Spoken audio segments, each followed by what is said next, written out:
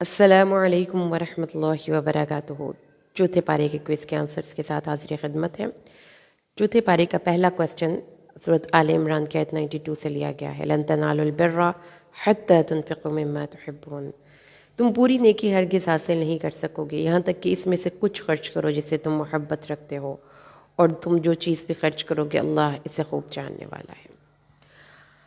مما تحبون جو ہے یہ عام ہے، یعنی جان، مال، اولاد، اقارب، عزت، آپ کا وقت، آپ کی کنسرنز، آپ کی سوچیں، سب اس میں شامل ہے۔ اور یہ اللہ تبارک و تعالیٰ نے ارشاد فرمایا ہے کہ انہیں جب تک کہ وہ اللہ تعالیٰ کے راستے میں اپنی محبوب اور مرغوب چیزوں سے خرچ نہیں کریں گے، اخلاص کے ساتھ خرچ نہیں کریں گے، ان کو نیکی کے کمال کو نہیں پہنچ سکتے۔ ہاں، بدلہ ضرور ملے گا، یہ نہیں ہے کہ آپ نے کوئی خرچ کیا تو آپ کو بدلہ نہیں ملے گا، لیکن اللہ تعالیٰ نے فرمایا ہے کہ جو ردی چیز ہے، جو ناکارہ چیز ہے، اس کو دے کر اللہ تعالیٰ سے بیسٹ کی امید نہ رکھیں، بلکہ اللہ تعالیٰ کے لیے اپنا بہترین صرف کریں۔ یہ آیت سن کر صحابہ کرام نے اس پر بہترین عمل کیا۔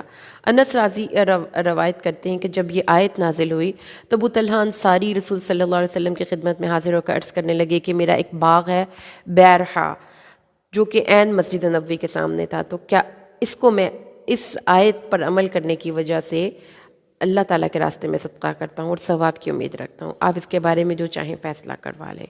عمر ابن خطاب نے فرمایا کہ مجھے خیبر کے مال میں سے جو حصہ ملا ہے میں چاہتا ہوں کہ میں اس کو صدقہ کر دوں، کیونکہ مجھے یہ بہت نفیس جگہ یا یہ پلاٹ ہے جو مجھے ملتا ہے۔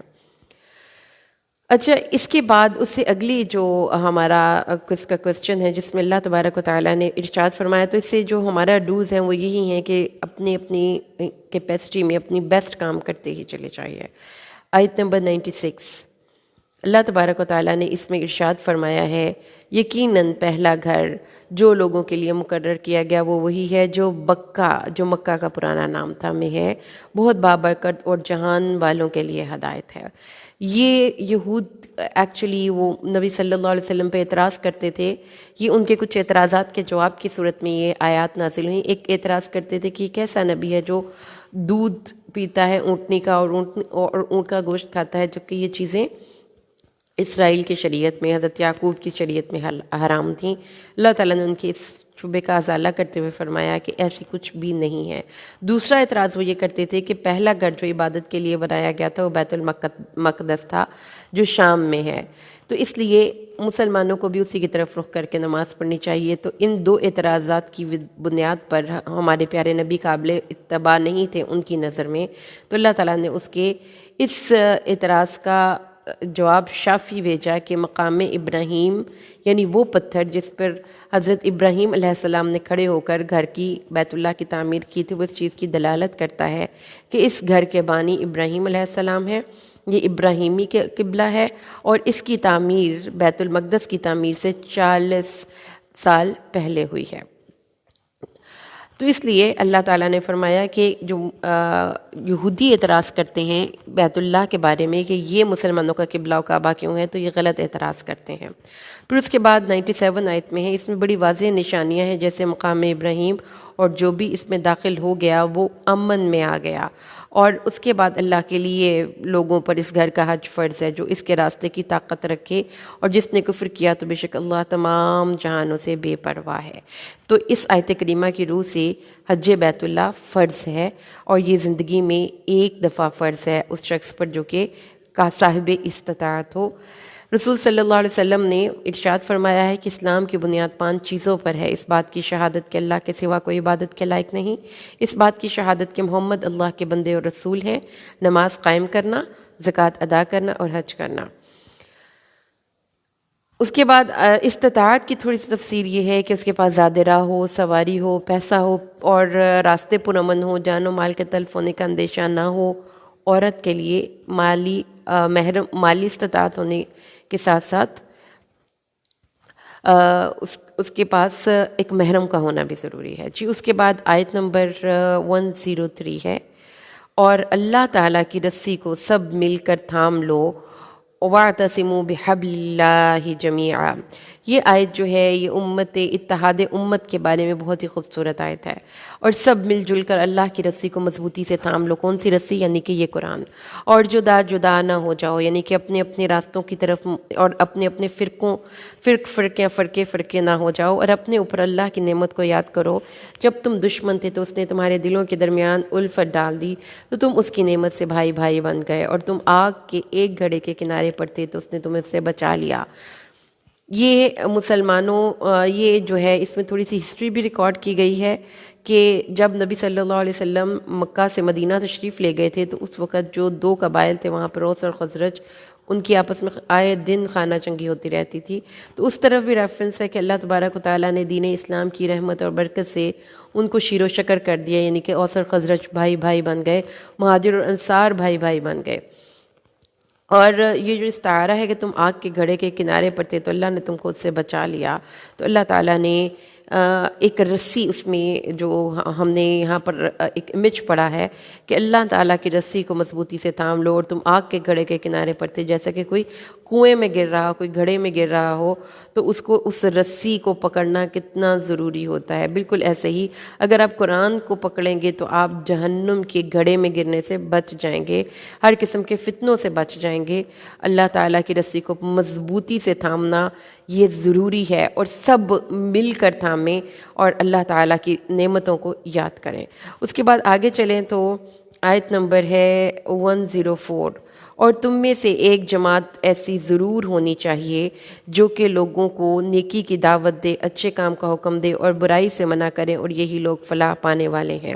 رسول صلی اللہ علیہ وسلم نے فرمایا ہے کہ تم میں سے جب کوئی شخص کسی برائی کو دیکھے تو اسے اپنے ہاتھ سے بدل دے، پھر اگر طاقت نہ رکھے تو اپنی زبان سے، پھر اگر طاقت نہ رکھے تو اسے دل میں برا جانے، اور یہ سب سے کمزور ایمان ہے۔ تو جو اس قسم کی آیات ہیں یہ ضروری ہیں کہ اس پہ آپ عمل کریں، کیونکہ جو شخص امر بالمعروف و نہی عن المنکر کا فریضہ انجام دیتا ہے تو وہ اللہ تبارک و تعالیٰ کی پولیس فورس کا ایک حصہ ہے جو لوگوں کو غلط سے روکتے ہیں اور صحیح راستے کی طرف رہنمائی کرتے ہیں۔ اور یہ بھی معلوم ہوا کہ مسلمانوں کی پر فرض ہے کہ ایک ان میں ایسی جماعت ضرور ہو جو لوگوں کو غلط اور صحیح کے درمیان فرق کرنی سکھائے۔ اس کے بعد اگلی آیت کریمہ ہے، اگلا جو کوسچن ہے جو کہ کوسچن نمبر 6 بن رہا ہے، اور آیت ہے 106، جس دن بعض چہرے سیاہ ہوں گے اور بعض چہرے سفید ہوں گے، جس دن بعض چہرے روشن اور تابناک ہوں گے اور بعض چہرے سیاہ ہوں گے، تو جن لوگوں کے چہرے سیاہ ہوں گے ان سے کہا جائے گا کہ تم نے اپنے ایمان کے بعد کفر کیا تو عذاب چکھو اس وجہ سے کہ تم کفر کرتے تھے۔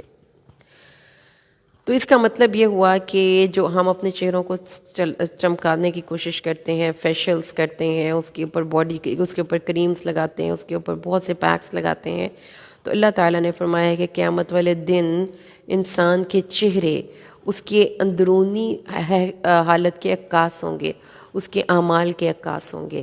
تو جن کے خوبصورت چہرے روشن ہوں گے وہ اللہ کے رحمت کے امیدوار ہوں گے، اور جن کے چہرے کالے سیاہ پڑ جائیں گے اب ان کو نظر آ رہا ہے کہ ان کے ساتھ اب ہونے کیا والا ہے۔ اس لیے اللہ تعالیٰ سے دعا کریں کہ اللہ تعالیٰ ہمیں ان روشن چہرے والوں کا ساتھ نصیب فرمائے۔ آیت نمبر ہے 110 اور کوسچن نمبر ہے آپ کا 7۔ اللہ تعالیٰ اس میں ارشاد فرماتے ہیں کہ تم بہترین امت ہو جو لوگوں کے لیے نکالی گئی ہے، تم نیکی کا حکم دیتے ہو، برائی سے روکتے ہو، اللہ پر ایمان رکھتے ہو۔ اگر اہل کتاب بھی ایمان لے آتے تو ان کے لیے بہتر ہوتا۔ تو جو دی بیسٹ کا ٹائٹل ہے، جیسے اب کہتے ہیں نا کہ کس نے CSS کا ایگزام دیا ہوا ہے تو اس نے بڑی بیسٹ پوسٹ پہ لگ گیا ہے، کس نے یہ والی انجینئرنگ کی ڈگری حاصل کیا اس کو بڑی بہترین جاب مل گئی ہے۔ قرآن ریکمینڈ کرتا ہے کہ بہترین ٹائٹل کے لیے آپ کو ایک کام تو ضروری کرنا ہوگا، خواہ آپ ڈاکٹر ہوں، آپ انجینئر ہوں، آپ نرس ہوں، آپ انٹرپرینرشپ میں ہوں، آپ اپنا کام کرتے ہوں، آپ مزدور ہوں، آپ نے اپنی کیپیسٹی میں دوسرے انسانوں میں برائی کو دیکھیں تو اس کو روکنے کی کوشش کریں۔ تو جیسا کہ آپ سورۃ المائدہ میں بھی پڑھیں گے جا کر کہ نیکی اور تقویٰ کے کاموں میں ایک دوسرے کے ساتھ تعاون کرو اور زیادتی اور گناہ کے کاموں میں ایک دوسرے کے ساتھ تعاون نہ کرو۔ تو اللہ تبارک و تعالیٰ کے نبی صلی اللہ علیہ وسلم کا بھی یہی ایک طریقہ کار تھا اور ان کی یہی ایک ڈیوٹی اور ذمہ داری تھی۔ اچھا جی، اس کے بعد آگے چلیں، آپ کا کوسچن نمبر 8 ہے اور 116 آیت کریمہ ہے. جو لوگ کفر پر اڑ گئے. 116 آیت کریمہ اللہ تبارک و تعالیٰ اس میں ارشاد فرماتے ہیں بے شک وہ لوگ جنہوں نے کفر کیا ان کے جان اور مال انہیں اللہ سے بچانے میں ہرگز بھی کام نہیں آئیں گے، نہ ان کی اولاد، اور یہ لوگ آگ والے ہیں اور اس میں ہمیشہ رہیں گے. تو جو مال ہے، جو آپ، یہ دو چیزیں جو کہ ہماری زندگی میں ہمارے لیے بہت بڑا ایک سہارا ہوتی ہیں، مال اور اولاد. تو یہ ایک ہماری ایک جو فالس ایزمپشن ہے ان کے بارے میں اللہ تعالیٰ نے اس کو پاش کیا ہے کہ نہ آپ کے مال اور نہ ہی آپ کی اولاد یہ کبھی بھی آپ کو اللہ کے عذاب کے راستے میں رکاوٹ نہیں بن سکتے. تو یہی ایک بہت بڑی وجہ ہے دین کے راستے پر نہ چلنے کی کہ ہمارا کام، ہماری جاب، ہماری فیکٹریز، ہماری دکانیں، بھئی ہمارے پاس وقت نہیں. گھریلو خواتین، ہماری اولاد، ان کی ڈیوٹیز، ان کی ذمہ داریاں، بھئی ٹائم نہیں. اللہ تعالیٰ نے بالکل واضح طور پر فرما دیا کہ انسان کو اپنے ساتھ ہی فیور کرنی چاہیے. یعنی کہ اللہ تعالیٰ نے قرآن پاک میں ایک اور مقام پر فرمایا ہے کہ تمہیں تمہارے مال اور اولاد اللہ کی یاد سے غافل نہ کر دیں، اور جو لوگ ایسا کریں گے وہ یقیناً گمراہ ہیں. ٹھیک ہے، تو اس لیے اس بات کو ہمیشہ ذہن میں رکھیے گا. اب اس کے بعد آیت نمبر 118 ہے جس میں اللہ تعالیٰ کی ایک ریکمنڈیشن آئی ہے. اللہ تعالیٰ نے مومنوں کو فرمایا ہے کہ اے وہ لوگوں جو ایمان لائے ہو، اپنے سوا کسی کو دلی دوست نہ بناؤ، وہ تمہیں کسی طرح کا نقصان پہنچانے میں کوئی کمی نہیں کرتے. یعنی ریکمینڈ یہ کیا جا رہا ہے اس وقت تمام مسلمانوں کو کہ جو بھی دوستیاں کرنی ہیں وہ اپنے جیسوں سے کرنی ہے، مومنوں سے کرنی ہے.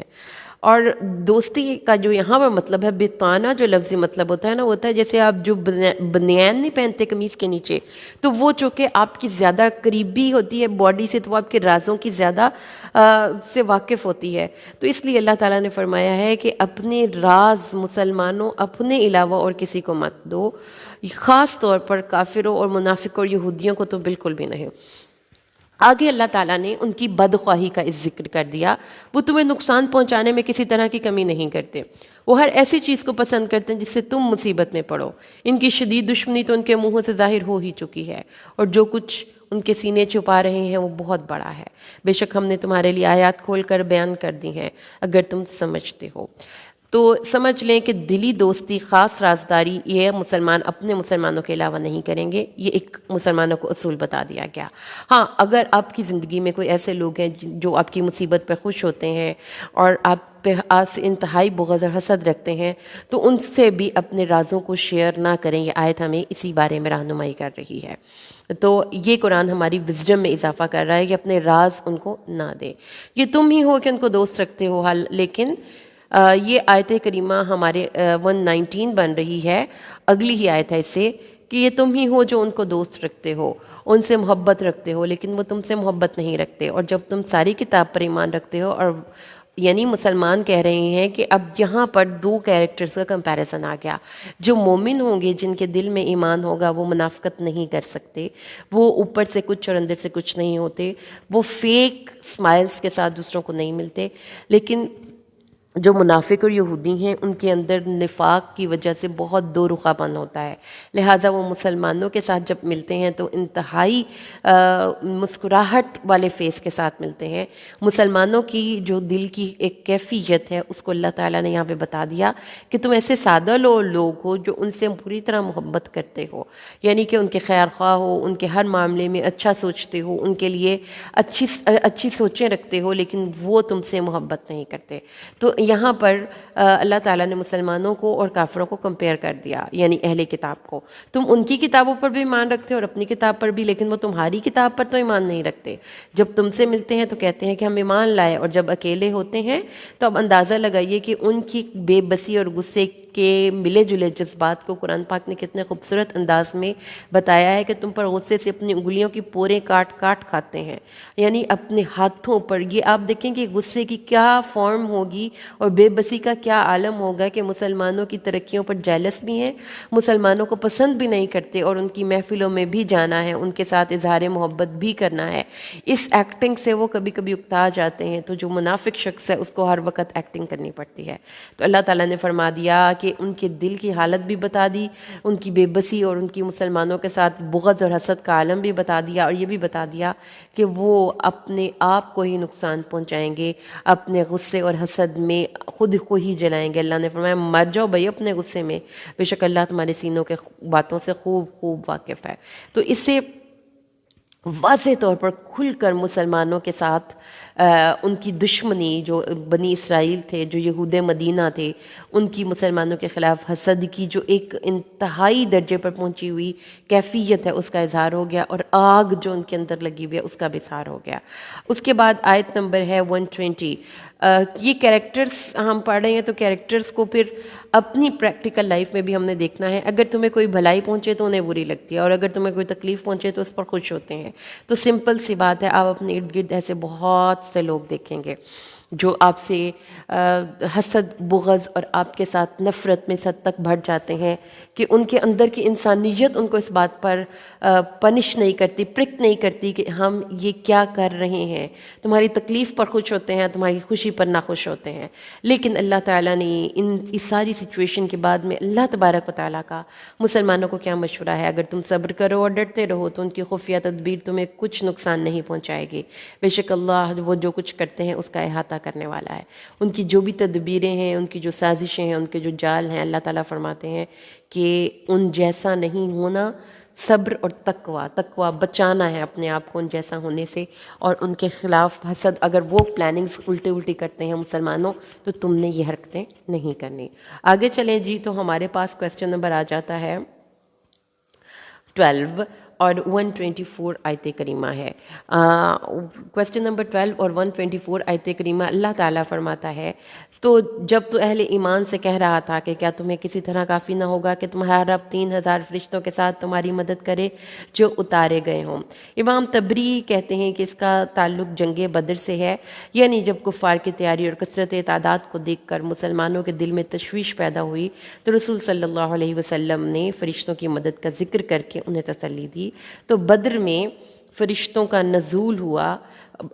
سورۃ انفال میں ان کی تعداد 1000 بیان ہوئی ہے، یہاں 3000 اور 5000 کا ذکر ہے۔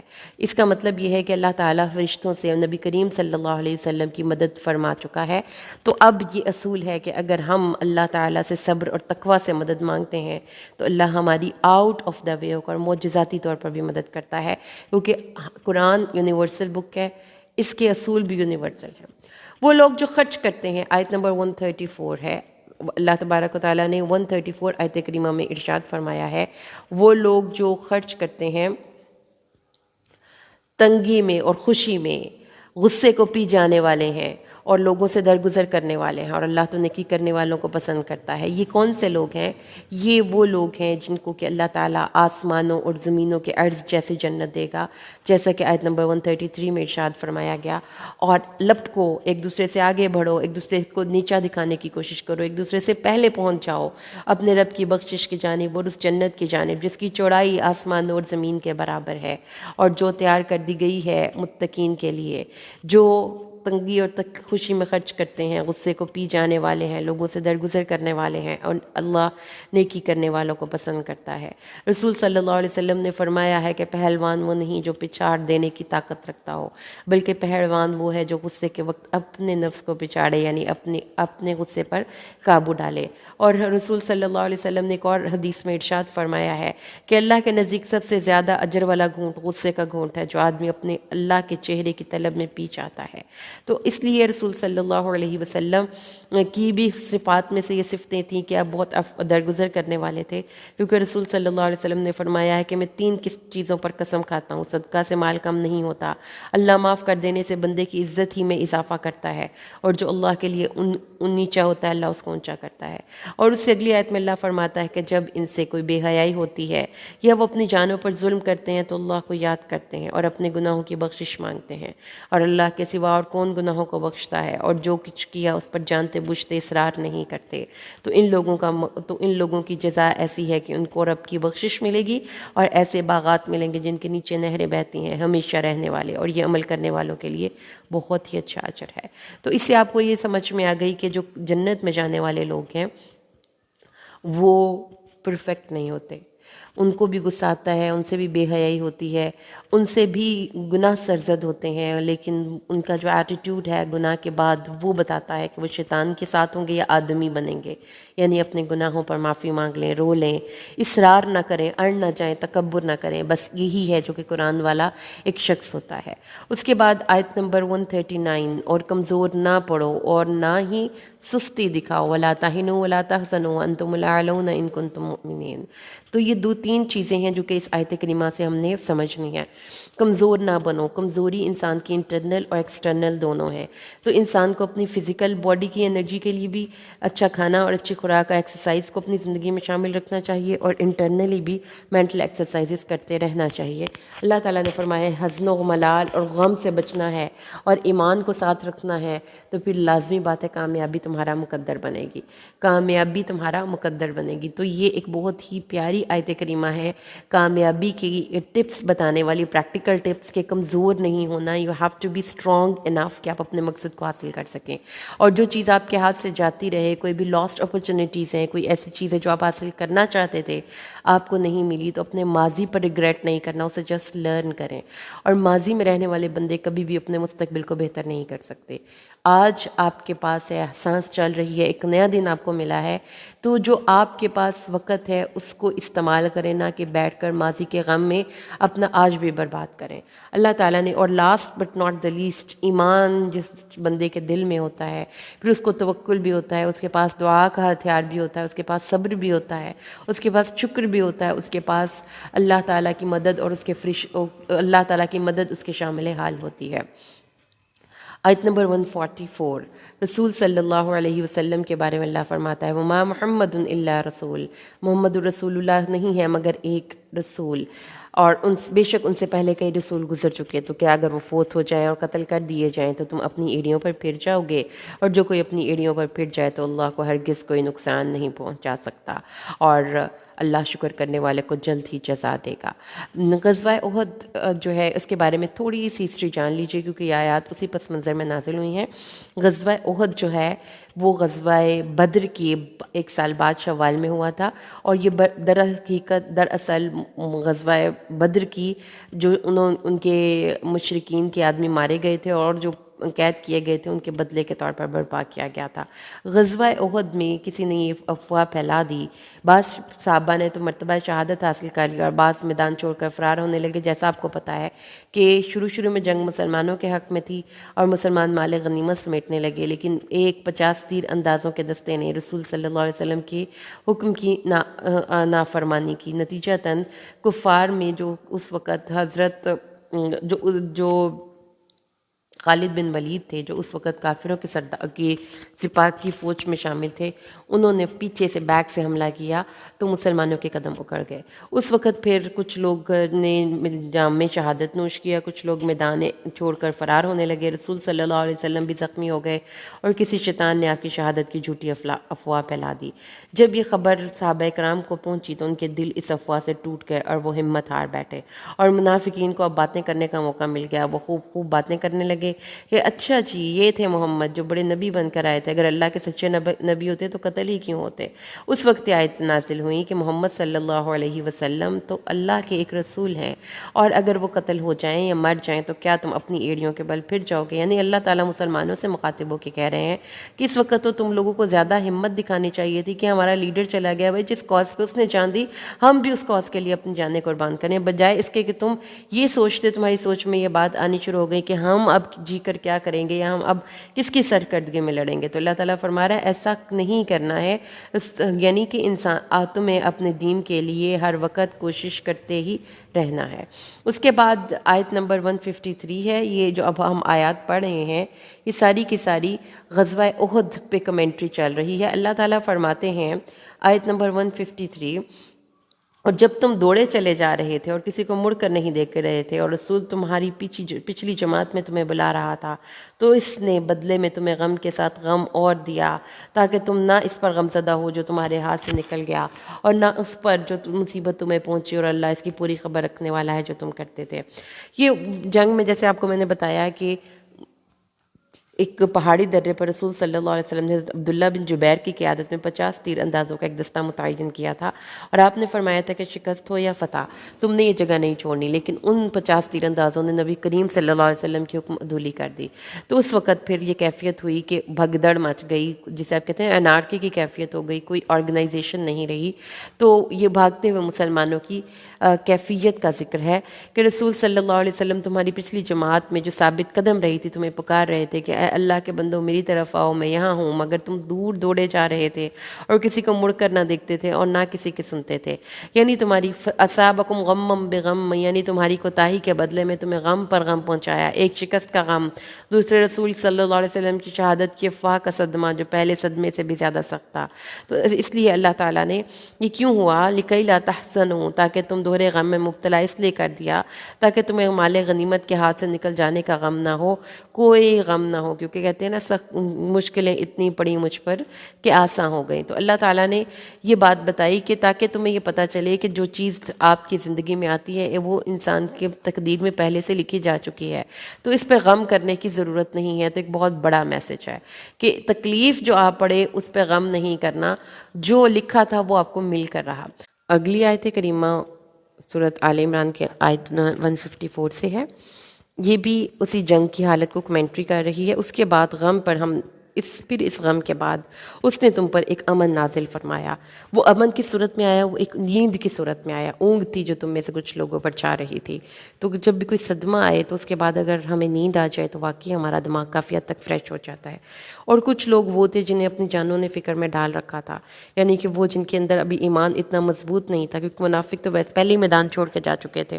کچھ مسلمان تھے جن کے اندر ابھی ایمان اتنا اسٹرانگ نہیں ہوا تھا، تو وہ اللہ کے بارے میں گمان کر رہے تھے جاہلیت کیسے، کہتے تھے کہ اس معاملے میں ہمارا بھی کوئی اختیار ہے، کہہ دے بے شک معاملہ سب کا سب اللہ کے اختیار میں ہے۔ وہ اپنے دلوں میں وہ بات چھپاتے تھے جو تیرے لیے ظاہر نہیں کرتے تھے، کہتے تھے اگر اس معاملے میں ہمارا کچھ اختیار ہوتا تو ہم یہاں قتل نہ کیے جاتے۔ یعنی ان کو یہ لگا کہ رسول صلی اللہ علیہ وسلم نے غلط پلاننگ کی ہے، میدان احد میں آ کر لڑائی کرنے کا فیصلہ غلط تھا، ان کو اپنے شہر میں رہ کر لڑنا چاہیے تھا۔ تو اس لیے اب وہ اس معاملے میں چیمگوئیاں کر رہے تھے اور بیٹھ کے گفتگو شنید کر رہے تھے، یا دل میں سوچ رہے تھے کہ اگر ہم یہاں پر نہ آتے تو شاید ہم قتل نہ ہوتے۔ تو لو یا اگر کا یہاں پہ معاملہ آ گیا ہے۔ اللہ تعالیٰ فرماتے ہیں اے نبی ان کو کہہ دیجئے اگر تم اپنے گھروں میں ہوتے تب بھی جن لوگوں پر قتل ہونا لکھا جا چکا تھا وہ اپنے قتل گاہوں کی طرف ضرور ہی نکل آتے۔ یہ اس لیے تاکہ اللہ اسے آزمائے جو تمہارے سینوں میں ہے، تاکہ اسے خالص کر دے جو تمہارے دلوں میں ہے، اور اللہ سینوں کی بات کو خوب خوب جانتا ہے۔ تو آپ یہ آیت خود سیلف ایکسپلینیٹری ہے کہ اللہ تعالیٰ نے یہاں پر کافی زیادہ لوگوں کی حالات ہمیں بتا دیے۔ کچھ ایسے لوگ تھے جن کے اندر ایمان مضبوط تھا، اللہ کی رحمت وہاں پہ بھی میدان جنگ میں بھی ان کے ساتھ رہی۔ کچھ لوگ تھے جن کے دلوں میں ڈاؤٹس تھے، تو ان ڈاؤٹس کی وجہ سے وہ تذبذب کا شکار رہے۔ اس کے بعد آیت نمبر 159 ہے اور 19 کویسچن نمبر ہے اس کا۔ 159 میں رسول صلی اللہ علیہ وسلم کی لیڈرشپ کی کوالٹیز کچھ بیان کی گئی ہیں۔ بس اللہ کی طرف سے رحمت ہی کی وجہ ہے کہ آپ ان کے لیے نرم ہو گئے ہیں۔ لیڈرشپ کوالٹیز میں نمبر 1 کہ کوئی بھی لیڈر اپنے سب آرڈینیٹس کے لیے پر چڑھ نہیں دوڑنا چاہیے، اس کو چیخ کر ان سے بات نہیں کرنی چاہیے، نرمی سے برتاؤ کریں۔ اگر بدخلق اور سخت دل ہوتا تو یقیناً وہ تیرے گرد سے منتشر ہو جاتے۔ تو وہ بد اخلاقی اور چیخنا اور کسی پر بدتمیزی کرنا اور چلانا، اس سے لوگ آپ سے متنفر ہو جاتے ہیں۔ سو ان سے درگزر کر اور ان کے لیے بخشش کی دعا کر۔ اب جب جنگ ختم ہو گئی ہے، رسول صلی اللہ علیہ وسلم اپنی کمیونٹی میں واپس آ گئے ہیں، تو اللہ تعالیٰ نے ان کی تعریف کی ہے کہ آپ کا دل اپنے صحابہ کی طرف سے بہت نرم رہتا ہے، اور یہ اللہ کی خاص رحمت ہے آپ پر، اور یہ کہ آپ کی یہ کوالٹی ہے کہ اللہ تعالیٰ نے آپ کے دل کو نرم رکھا ہے۔ اگر آپ بد اخلاق ہوتے اور سخت دل کے ہوتے تو لوگ آپ کو پسند ہی نہ کرتے۔ تو ہمارے پیارے نبی کی کیریکٹرائزیشن دیکھ لیں، جو ایک سنت سمجھ کے اپنے اندر اپنے اخلاق میں نرمی پیدا کریں، لوگوں سے حسن اخلاق اور حسن گفتگو بہت ہی حسین طریقے سے کریں، ان سے درگزر کر ان کے لیے بخشش کی دعا کر، اور کاموں میں ان سے مشورے طلب کر۔ جو بھی آپ کے ساتھ مل کر چل رہے ہیں، اگر آپ ایک لیڈر ہیں تو سب ٹیم کو ساتھ لے کر چلیں، مشورے سے چلیں، لیکن اینڈ پہ جو فائنل اتھارٹی ہے وہ آبویسلی لیڈر کے ہاتھ میں ہوگی. اگر وہ کسی بات پر فیصلہ کر لے تو پھر اس کام کو کر گزرنے کے لیے اپنی ٹیم پر بھروسہ نہ کرے بلکہ اللہ کے ساتھ پر بھروسہ کرے.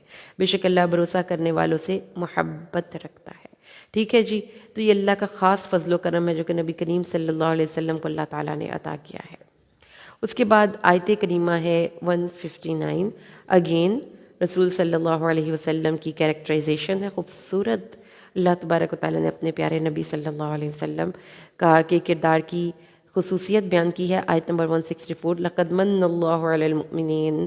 اللہ نے یقیناً احسان کیا مؤمنین پر جب کہ اللہ تعالیٰ نے انہی میں سے ایک رسول اٹھایا جو ان پر ان کی آیات پڑھتا، انہیں پاک کرتا، انہیں کتاب اور حکمت سکھاتا ہے. بے شک اس سے پہلے وہ یقیناً کھلی گمراہی میں تھے. احسان عظیم اللہ نے اپنی قوم کو انسانیت پر کیا کہ ان کو ہدایت کے راستے کی رہنمائی دینے کے لیے ایک رسول بھیجا تاکہ وہ ان کو غلط اور صحیح کے درمیان فرق کرنا بتا دے. اور یہ جو دعا ہے، یہ جو رسول صلی اللہ علیہ وسلم کی خصوصیات ہیں، یہ بالکل وہی ہیں، بعینی ہی وہی ہیں جو کہ حضرت ابراہیم نے اپنے بیت اللہ کی تعمیر کرتے وقت اللہ سے دعائیں کی تھیں. آیت نمبر 165. اور کیا جب تم پر ایک مصیبت آئی تو اس سے پہلے دوگنی مصیبت تم ان کو پہنچا چکے ہو تو تم نے کہا یہ کہاں سے ہوا؟ کہہ دیجئے یہ تمہاری اپنی طرف سے ہے. یہ لائن انڈر لائن کیجئے، اس کو یاد رکھیے، اپنے دماغ کی تختی پر لکھ لیجئے کہ جب تکلیف یا مصیبت آتی ہے تو رک جائیے اور ٹھہریے اور دیکھیے کہ کہاں سے مجھ سے غلطی ہوئی تھی. میں کہتا ہوں کہ اللہ میرا حال دیکھ، اللہ کہتا ہے اپنے اعمال دیکھ. جو کچھ بھی ہوتا ہے ہماری زندگیوں میں برائی، اللہ تعالیٰ فرماتے ہیں وہ تمہارے اپنے ہاتھوں کی کمائی کی وجہ سے ہے، اور بہت سے گناہوں کو تو اللہ معاف ہی کر دیتا ہے. یعنی انسان کی اپنی کمزوریاں اور کوتاہیاں یہ اس کی زندگی میں بہت سی پریشانیوں کے دروازے کھولتی ہیں. اس لیے جب بھی کبھی تکلیف آئے تو اپنے عمل کو دیکھیں کہ ہم سے کہاں سے غلطی ہو گئی ہے. آگے جی آیت نمبر 175 اور ہاں کوئز کا کویسچن نمبر ہے 21. یہ شیطان ہے، یہ شیطان ہی ہے جو اپنے دوستوں سے ڈراتا ہے. تو تم مجھ سے مت ڈرو اور مجھ سے ڈرو اگر تم مومن ہو. یعنی افواہیں پھیلانے والے لوگ اور غلط بیانیاں کرنے والے لوگ دراصل شیطان ہوتے ہیں. کیونکہ جب مسلمانوں کو سیکنڈ دفعہ جانا تھا، مطلب جانے سے پہلے نا جو کفار مکہ تھے، جب وہ احد سے واپس گئے تو اس وقت پھر ان کو کہہ کے گئے کہ اگلے سال ہم پھر آئیں گے. وہ جو تھا نا بدر صغرا کہ ہم اگلے سال آئیں گے اور ہم پھر تم سے جنگ کریں گے. تو اس وقت جو تھے نا انہوں نے کوشش کی کہ مسلمانوں کو بغیر جنگ کیے ہی کسی طرح مروب کر دیا جائے. تو انہوں نے کچھ افواہ پھیلانے والے لوگوں کو بھیج دیا. تو وہ پھر جا کر مسلمانوں کو خوب ڈرا رہے تھے کہ نہ جاؤ، ان کی تو اتنی بڑی تعداد ہے. تو پھر اللہ تعالیٰ نے یہ بتایا کہ جو شیطان ہوتا ہے وہ انسان کو مروب کرنے کے ذریعے بھی اس کی ذات کے اندر انٹر ہو جاتا ہے. تو جو ایک دلیری ہے نا یہ بڑی عمدہ صفت ہے.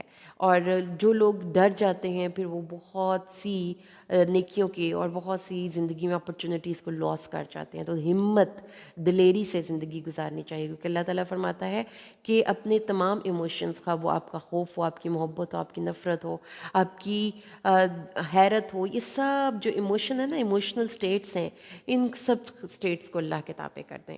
اور خوف کی جتنی بھی فارمز ہیں ان سب فارم سے اپنے آپ کو آزاد کر لیں، کیونکہ خوف انسان کو کمزور کرتا ہے.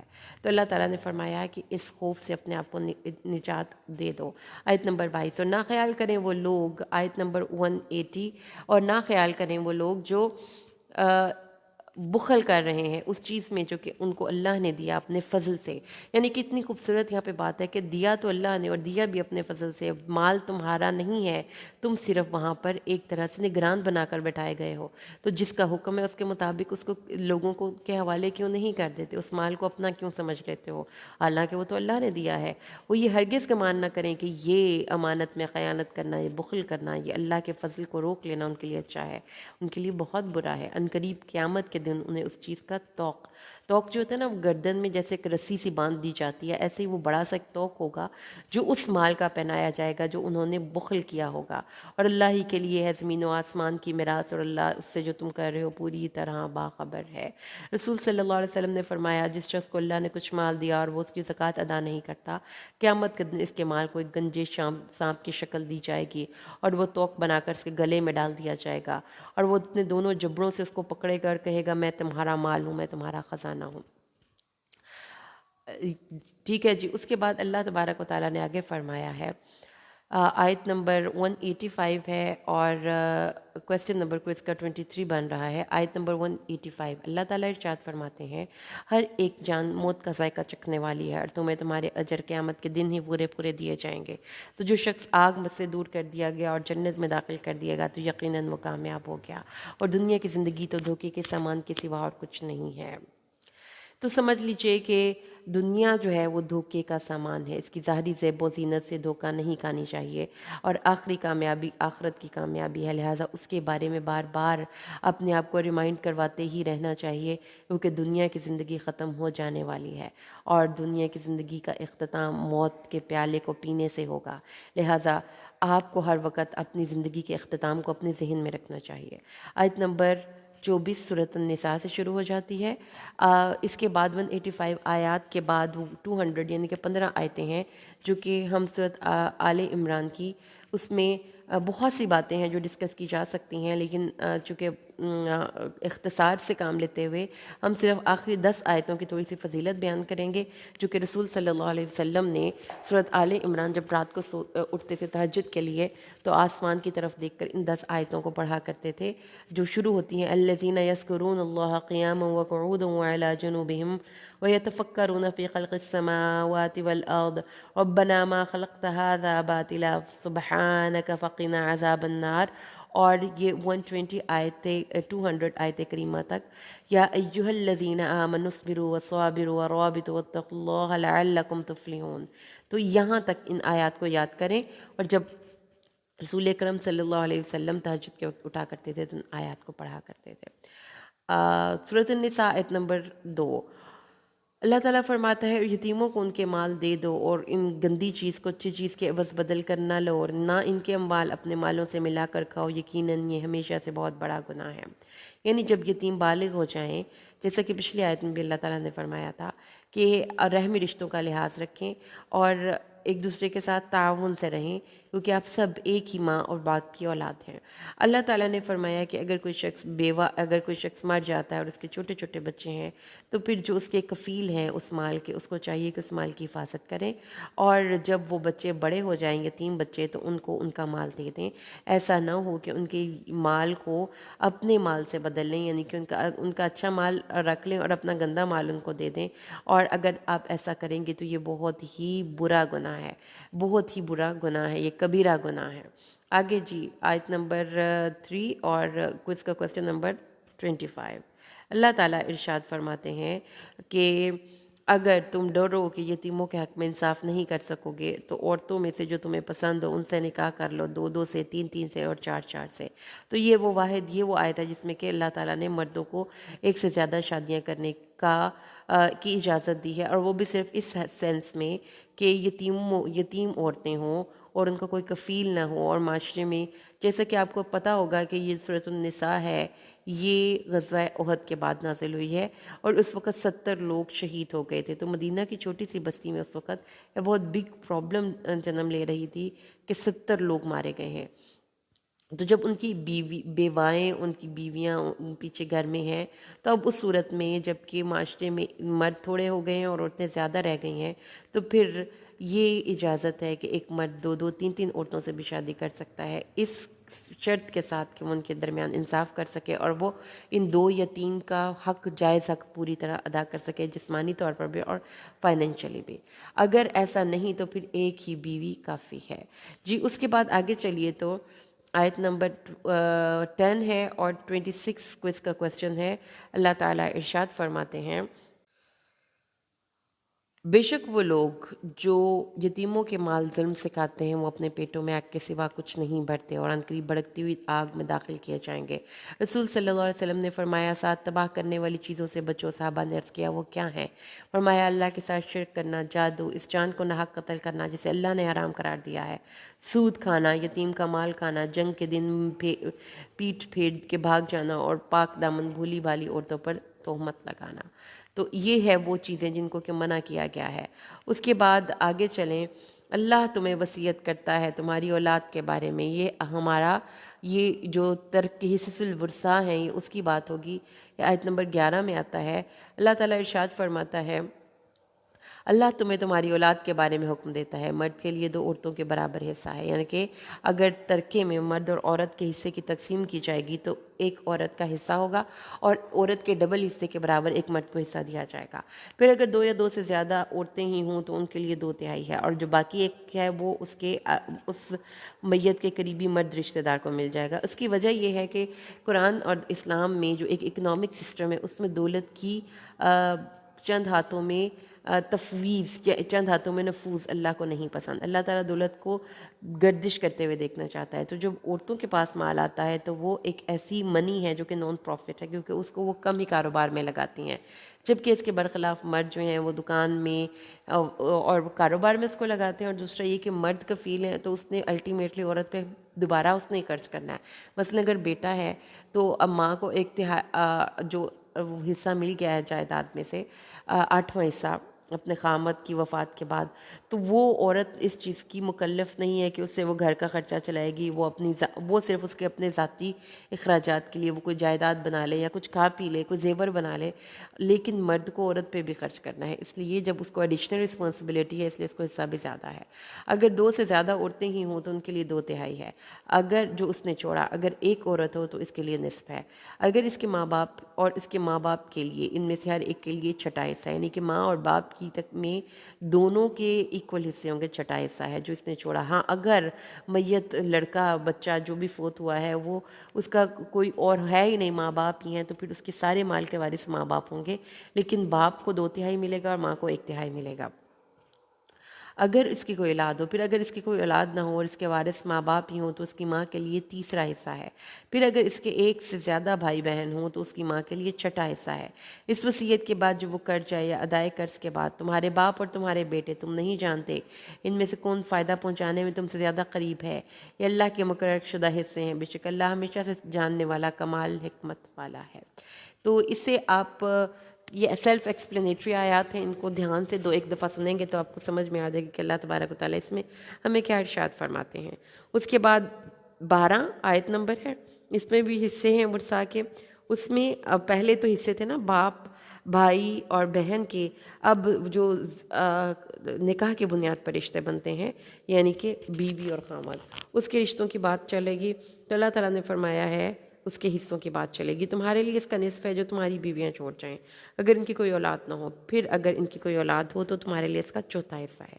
اگر بیویاں مر جائیں تو خامد کو بیوی کی آدھا حصہ کی کمائی کا آدھا حصہ ملے گا اگر وہ بے اولاد ہو، اگر وہ بیوی کی اولاد ہو تو خامد کو 1/4 ملے گا اور باقی اس کی اولاد میں تقسیم ہوگا، اور اگر خامد مر جائے تو بیوی اور اس کی کوئی اولاد نہ ہو تو بیوی کو اس میں سے 1/4 حصہ ملے گا، اور اگر خامد مر جائے اور اس کی اولاد بھی ہو تو بیوی کو اس میں سے 8واں حصہ ملے گا۔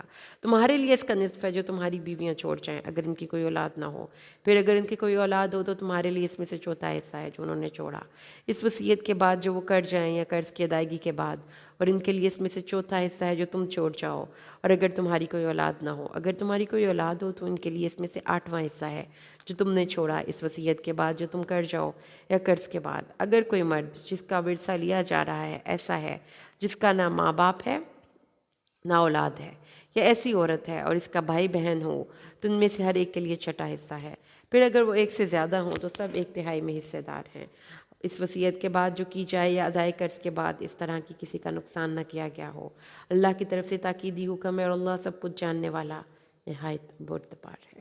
جی ہمارا اب آگے جو کوسچن نمبر ہے وہ ہے 30، جس میں کہ محرمات کا ذکر ہے۔ اس کو دھیان سے پڑھنا اس لیے ضروری ہے کہ یہ محرم رشتے ہیں جن سے نکاح جائز نہیں، اور یہ محرم تو ان محرم رشتوں کے کو ساتھ لے جا کر مرد عمرہ حج بھی کر سکتے ہیں.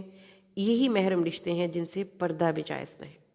ٹھیک ہے، ان کے ساتھ آپ جا سکتے ہیں، ان کے ساتھ آپ حج عمرے پہ جا سکتے ہیں، یہ آپ کی پروٹیکشن دیتے ہیں. تو اس میں اللہ تعالیٰ نے فرمایا حرام کر دی گئی تم پر.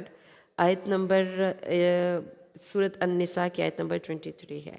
اللہ تبارک و تعالیٰ ارشاد فرماتے ہیں تم پر حرام کر دی گئیں تمہاری مائیں اور ماؤں کی کیٹیگری کی سب عورتیں، یعنی نانیاں، دادیاں، اور اس کے بعد جو اس اب بیوی کی طرف سے بھی اس کی ماں، یہ سب. اور پھر اس کے بعد جس عورت کا آپ نے دودھ پیا ہے اس کے بھی، یعنی کہ ماؤں کی کیٹیگری کی جتنی بھی عورتیں ہیں وہ حرام ہیں شادی کے لیے، اور وہ محرم رشتوں میں جاتی ہیں. ماں کی ماں، باپ کی ماں، ٹھیک ہے، مائیں، نانیاں، دادیاں، اور پھر اس کے بعد بیوی کی مائیں، اور تمہاری بیٹیاں. اور بیٹیوں کی کیٹیگری کی جتنی بھی آگے فردر نکلتی ہیں، یعنی کہ بہنوں کی بیٹیاں اور بھائیوں کی بیٹیاں، وہ بھی منع ہیں.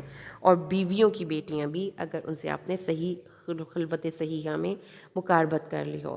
اور تمہاری بہنیں، اور بہنوں کی کیٹیگری کی ساری عورتیں، یعنی کہ آپ کی ماں کی بہنیں اور آپ کے باپ کی بہنیں، اور اس کے بعد آپ کی بیوی کی بہنیں بھی حرام ہیں انٹل کہ آپ اس عورت کی، جب تک وہ عورت آپ کے نکاح میں ہے. تو بہنوں کی کیٹیگری کی بھی ساری عورتیں حرام ہیں.